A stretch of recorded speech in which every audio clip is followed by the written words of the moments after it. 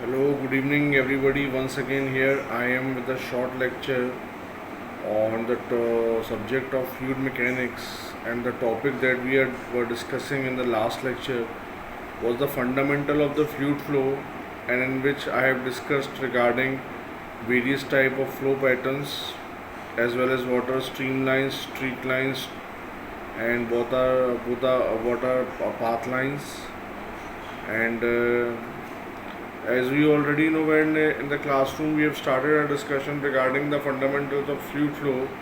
I have discussed regarding the velocity as the function of time, in which it was considered as velocity as in a point at a point in a at a point in a mass of a fluid flowing, that was given by f v. Capital V was the function of x in bracket x comma y comma z, x comma y comma z, and the function of t. Similarly, its components in u, v, and w direction or the z direction, they were also the function of x comma y comma z, coordinate with the function of time t. So we have seen the velocity function, uh, and also we have seen the mathematical equations of the various types of the flow pattern of the fluid flow. Now further moving ahead of the velocity function, going to the acceleration. Now here in a fluid field, the acceleration, as we know, is defined as acceleration is defined as the rate of change of velocity with respect to time. So as we have already discussed, it is the function as a function the particle is function of both time as well as the point. So uh, if the fluid particle has a velocity capital V with which has u, v, and w as three components in the three mutually perpendicular directions, then acceleration in x, y, and z direction will be given by the mathematical equation. We know a to the subscript x is equals to du upon dt, where t is tending as a limit to 0, and in y direction dv upon dt, and in z direction it is given with the help of the mathematical equation dw upon dt. And we have already know that they are the function of time also.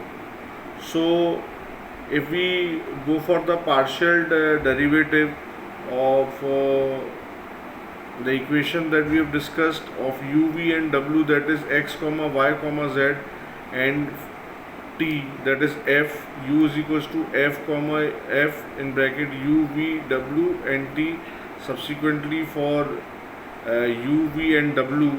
So we can write for the in x direction du upon dt is equals to derivative of u with respect to x with respect to time, plus du upon dy into dy upon dt, plus du upon dz into dz upon dt, plus du upon dt into dt upon d,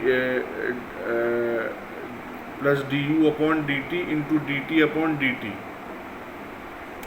So if you go through the partial derivative of u, v, and w, so subsequently you will obtain for all the components in mutually perpendicular direction the partial derivatives. Now further we will be obtaining the chain of the equations for all the three mutually perpendicular direction by adopting the same procedure. So you will find out that we will get many equations when you will go in the part of the acceleration.